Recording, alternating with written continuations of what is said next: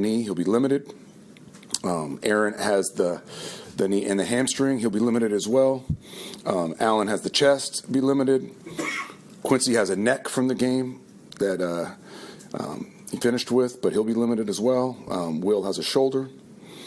Michael Carter has the back that he's been dealing with, but he'll be a limited participant today. He'll start to get integrated again. Tyler Conklin has the hip. He'll be a full participant. Kenny Yeboah's window is opened up. He had the abdomen, as we all know, but he'll be a full participant today, and hopeful to get him up soon. Chaz had the heel. Didn't limit him at all. DJ will be back from the groin. He'll be a full participant today as well. And then just an update, Xavier Newman will go to IR. Beyond that, we're getting ready for the Patriots. And a tremendous challenge this week, and we're excited. And the guys were in a good space this morning, so excited to get this thing going. That's probably decent. I know Tony does one great, but with Reed and Carter, I mean, your secondary kind of starts to get a little bit more in shape there. I mean, is that encouraging for you? It is, yeah. To tell you the truth, last week was the first time I've ever been through anything like that in my life. You know, virtually every starter, and even with Sauce missing a series there, every guy was down, you know. Now, saying that, very fortunate that we have some backups that came in and did a good job and held their own. And, you know, we're fortunate we built good depth on this roster. So, you know, when those things happen, we got guys that can play. You know, I think Jalen Mills is a huge testament to the coaching staff, especially Marquand Manuel, to get a guy ready in 2.5 weeks, 3 weeks, and be I mean, he started and played every single snap, not just played, but played at a high level, in my opinion. What a testament to him. How do you plan for Hassan these next 3 days, and what are your thoughts on him possibly playing Sunday? Yeah, kind of because of the injury report that I just read, we're going to walk through today just to get an opportunity to get everybody an op to participate. Otherwise, you wouldn't have. So we do have a full speed endo. So that'll be our first kind of assessment of him, his movement, his conditioning, and then it'll be just how quickly he can get up to speed with what we do. So today will be a walkthrough, a little bit of assessment in endo, and then tomorrow will be a full speed practice where we'll get a way better feel for where he's at. I would anticipate he plays. He's an experienced player. You know, he's played in a similar defense to ours, so I think, you know, as far as the schematic stuff that he's got to get caught up on, I don't think that's going to be a huge struggle for him. So now it's just seeing where he's at physically.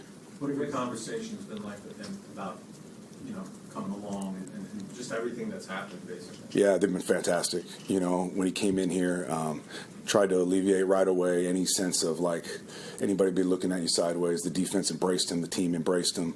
Excited to get him integrated into what we do. He's excited to get started. So it's an exciting time for all of us. So a lot of times when you see a player hold out, they come back and they tweak something. I don't know if it's because they were working on their own, but it doesn't replace training camp or OTA or training camp or anything like that. Hassan's an extreme example. He's able to miss the regular season. Right. So is there extra precaution that you need to take where even if he plays, you got to hold him back to not risk those soft tissue problems? Yeah, that's where this week we have to be diligent. We have to put him through the paces and get a really good feel for where he's at, especially from a conditioning standpoint, to your point. So, you know, we'll take these next 2 or 3 days to really put him through the paces. If he's ready, we're going to roll, you know, because obviously we need him. He's a huge part of the success that we will have on defense.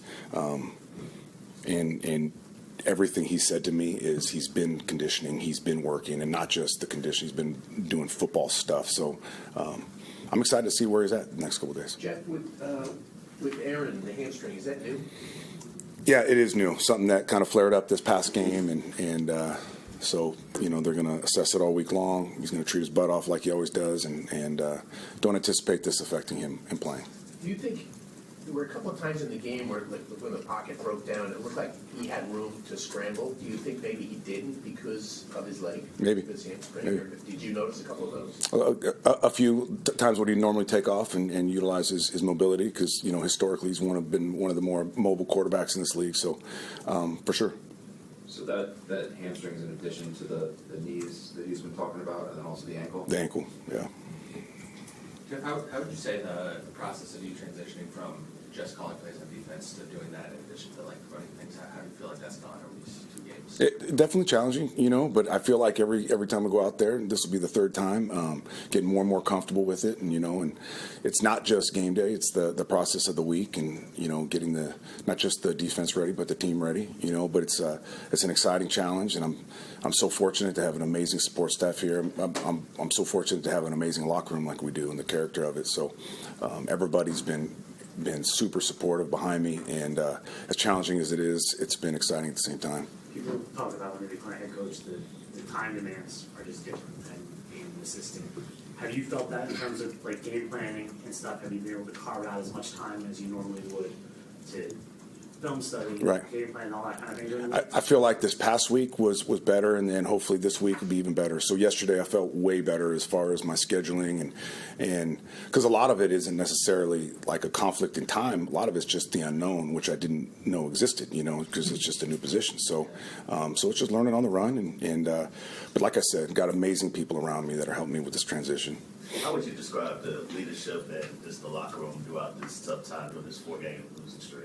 Strong, a lot of teams around this league, just in current American sport period, like when adversity hits, you see a lot of teams that splinter and start pointing the finger, and things start to not only go bad on the field but off the field, and I have not felt that at all with this team. I felt as adversity has hit, we've really started to respond in the right way, and as opposed to pointing the finger at ourselves, and every man in that locker room and every coach in that coaching staff is doing that right now. And what can we all do collectively to get better and win some games around here? So, it's been tested.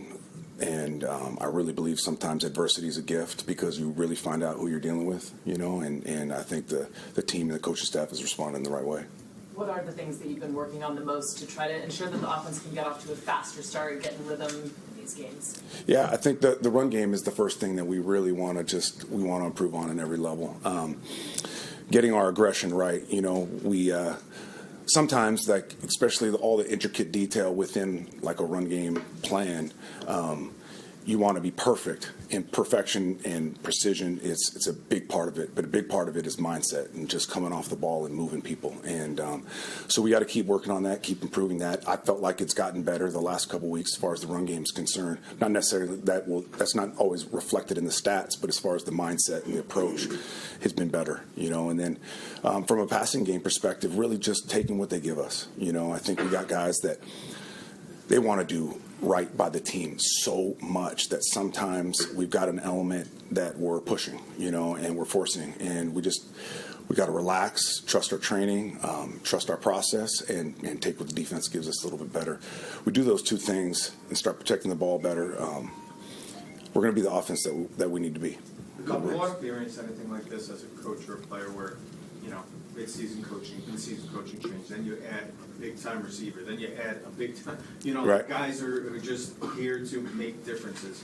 Have you ever experienced that, and what kind of challenge is that to do that in season? Because you guys are always preparing, Right. and now you're throwing in two huge guys. Yeah, it's definitely a challenge, but I think it's a positive one. I felt like the addition of Devontae last week was a great morale boost. Like, I know it wasn't reflected in the game necessarily, but the guys embraced him, were excited about him, and he brought just a different vibe to practice and the meetings, and even his talk that he did after the game was just, I thought, was spot on, was amazing. For a guy to just show up, to have the feel of the heartbeat of our locker room and to speak on it was, he's making us better in so many ways. And it's not just the stuff between the white lines. And then adding Hassan, I think that's another boost of energy, another guy that we know that can help us become the team that we're capable of becoming. So it's a challenge for sure, getting guys integrated and getting up to speed. But at the same time, I think it's exciting too. I've never been through this. To that. I don't know if anybody's been through this. When we spoke to Garrett after the game, he was pretty hard on himself. Yep. I'm not sure if he's one of those guys that you think might be pressing a little bit. I'm just curious, did you talk to him after the game? Obviously, the interception, he kind of pinned on himself. And what was your message to him? Yeah, just to me, that was like it's tremendous growth. Here's a guy that wants to be a leader, and he is starting to really demonstrate that. To take accountability like that and to point the finger at himself. That's what we're doing collectively as a team right now. And when your best players are approaching adversity like that, in my opinion, you got a chance to get out on the other side of this thing. So. I thought it was a huge demonstration of maturity, growth, leadership, all of that. Is he pressing? There's probably a bit of that to everybody. And that was kind of my message this morning to the team, that, like, take a deep breath. We can enjoy this process. We can be detailed. We can be mature about it. We can sweep the corners and get all the little nuance and detail that you need to be successful on Sundays. We can also enjoy it. We can also let this game come to us a little bit at times, So searching for that balance right now. Last one. Of those guys that you read that aren't going to be practicing today, are any of them worried about being a multi-week injury thing or multi-week absence? Yeah, there's a lot that needs to be assessed still. Yeah, way too early on some of these guys. Do you have an update on Xavier? I know he's IR, but how's he doing? He's doing well. Yeah, he's going to need some weeks to recover and get better, but as scary as that, well, thank the Lord that he's come out on the other side of this thing, and he's in a good place, because it was a scary moment in the game. Those are the reasons that these connections within our team are so strong, and the guys just felt so bad for him, and then to find him on the plane after the game was just an amazing blessing. Thanks, everyone. Argus.